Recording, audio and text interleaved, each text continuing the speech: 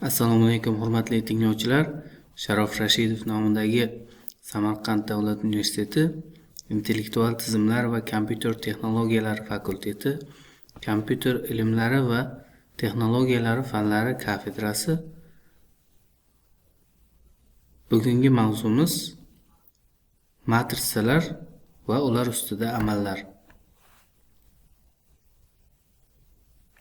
Matrica tushunchasi va unga asoslangan matematikaning matrisalar algebrasi bo'limi amaliyotda, jumladan iqtisodiyotda katta ahamiyat kasb etadi. Bu shu bilan tushuntiriladi-ki, aksariyat iqtisodiy obyekt va jarayonlarning matematik modellari matrisalar yordamida sodda va kompakt ko'rinishda tasvirlanadi.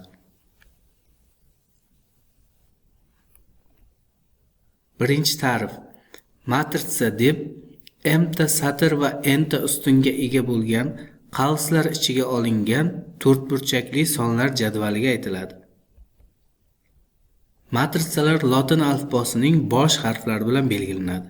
Masalan, A matrisani quyidagi ko'rinishda belgilaymiz. Bu yerda matrisamiz m-ta satr va n-ta ustunga ega.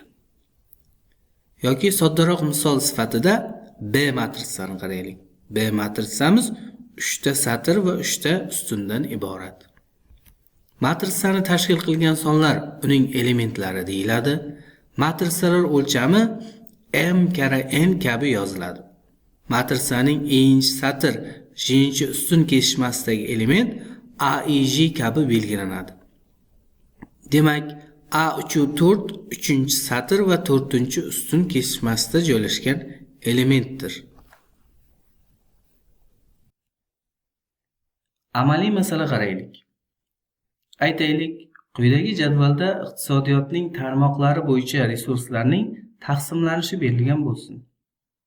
Demak, resurslarimiz elektr energiya resurslari, mehnat resurslari, suv resurslari va ularning iqtisodiyot tarmoqlari bo'lgan sanoat va qishloq xo'jaligidagi taqsimoti jadvali berilgan bo'lsin. Bu resurslar taqsimotini matrica ko'rinishda quyidagicha yozishimiz mumkin. Bu matrisaning o'lchami 3 ga 2 bo'lib, satrlari resurs turlariga, ustunlari esa tarmoqlarga mos kelyapti. Keyingi tushunchalarimiz teng matrisalar va kvadrat matrisa. Ikkinchi ta'rif. A va B matrisalar bir xil o'lchamga ega bo'lib, ularning barcha mos elementlari o'zaro teng bo'lsa, bunday matrisalar teng matrisalar deyiladi va A teng B ko'rinishda yoziladi. Misol uchun, berilgan A va B matrisalar 2 ga 2 o'lchamga ega bo'lib, ularning barcha mos elementlari o'zaro teng. Shu sababli A va B matrisalar teng matrisalar deyiladi. Uchinchi ta'rif. Ham satrlar soni, ham ustunlar soni n ga teng bo'lgan, ya'ni n ga n o'lchamli matrisa n-chi tartibli kvadrat matrisa deyiladi. Masalan, A matrisamiz 2 ga 2. Satrlar soni ham, ustunlar soni ham 2 ga teng. Bu matrisa ikkinchi tartibli kvadrat matrisa deyiladi. Keyingi tushunchalarimiz diagonal matrisalar, birlik matrisa.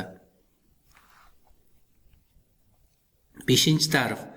Agar kvadrat matrisada i teng emas j bo'lganda a, i, j 0 ga teng, i, j ga teng bo'lganda a, i, j larimiz 0 dan farqli bo'lsa, u holda A matrisaga diagonal matrisa deyiladi. Quyidagi misol orqali A matrisamizning diagonal matrisa bo'lishini ko'rsatamiz. Bu yerda A matrisamiz diagonal matrisa deyilyapti. Ya'ni diagonaldagi elementlar 0 dan farqli, qolgan elementlari 0 ga teng. 6-chi ta'rif. Agar diagonal matrisaning barcha diagonal elementlari o'zaro teng bo'lsa, u holda bunday matrisaga skalyar matrisa deyiladi. Agar skalar matrisada A 1 ga teng bo'lsa, u holda bunday matrisaga birlik matrisa deyiladi va odatda I harfi bilan belgilanadi. Quyidagi matrisamiz birlik matrisa hisoblanadi. Uning diagonal elementlari 1 ga teng. Qolgan elementlari esa 0 ga teng. Keyingi tushunchalarimiz matrisalar ustida amallar. Matrisalarni qo'shish va ayirish. O'lchamlari aynan teng bo'lgan matrisalarni qo'shish uchun ularning mos elementlari qo'shiladi.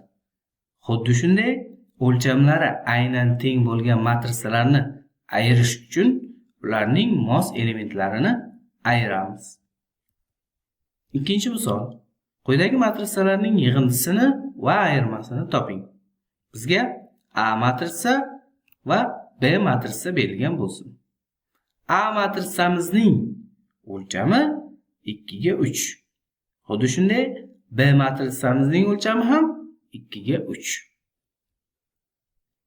A va B matrisalarini qo'shish uchun ularning mos elementlarini qo'shamiz. A matrisaning A1 elementi 3 ga teng. B matrisaning A1 elementi esa 4 ga teng. Xuddi shu tartibda ularning mos elementlarini qo'shib yangi matrisa hosil qilyapmiz. Natijada A va B matrisaning yig'indisi mana bu ko'rinishda bo'lar ekan. Xuddi shu tartibda berilgan matrisalarimizning ayirmasini ham topish bizdan talab qilinyapti. Ikkita A va B matrisaning ayirmasini topish uchun ularning mos elementlarini ayiramiz.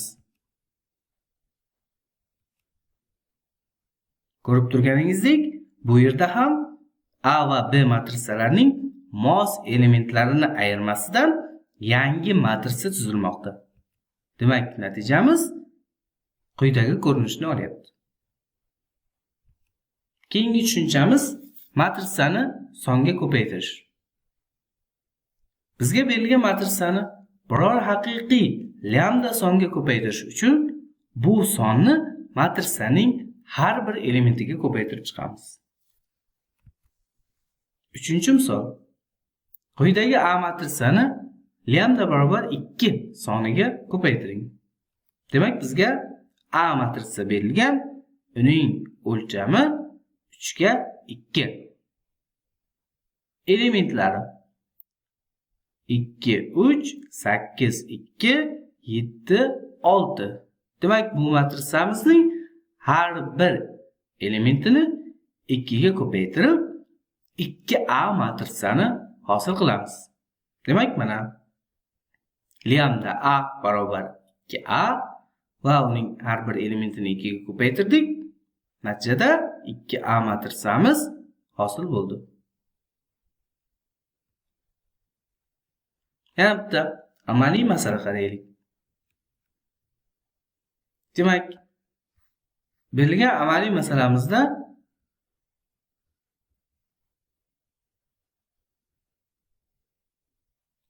to'rtinchi misol. Firma 5 turdagi mahsulotni ikkita korxonada ishlab chiqaradi. Firmaning ishlab chiqargan mahsulotlari taqsimoti quyidagi jadvalda berilgan.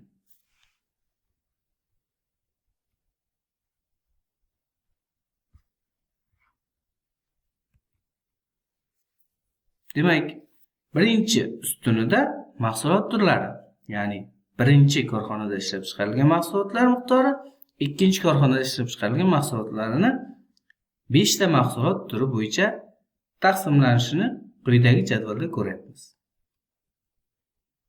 Firma ishlab chiqarish uskunalarini yangilashi natijasida ishlab chiqarishni 17% ga oshirdi. Firma ishlab chiqarish uskunalarini yangilagandan keyin firmaning bir oyda ishlab chiqargan mahsulotlari taqsimoti qanday bo'ladi? Demak, hech ish firmaning ishlab chiqarish uskunalarini yangilamasdan oldingi ishlab chiqargan mahsulotlari taqsimotini quyidagi matrisa ko'rinishida yozishimiz mumkin. Demak, P matrisa deb belgiladik. Uning 5 ta mahsulotlar bo'yicha ikkita korxonada ishlab chiqarilgan mahsulotlar miqdori 2 ga 5 matritsani beryapti. Firma ishlab chiqarish uskunalarini yangilagandan keyin firmaning bir oyda ishlab chiqargan mahsulotlari taqsimoti qanday bo'ladi? Demak, firma ishlab chiqarishni yangilagandan keyin 17% ga oshiryapti. Bu uchun biz berilgan P matritsamizni 1,17 ga ko'paytirib, yangilagandan keyingi firmaning ishlab chiqargan mahsulotlari taqsimotini quyidagi matritsa orqali topib olamiz. Demak, berilgan P matritsamizni 1,17 ga ko'paytirish orqali yangi matritsa hosil qildik. Bu esa firmaning bir oyda ishlab chiqargan mahsulotlari taqsimotini beryapti. E'tiboringiz uchun rahmat.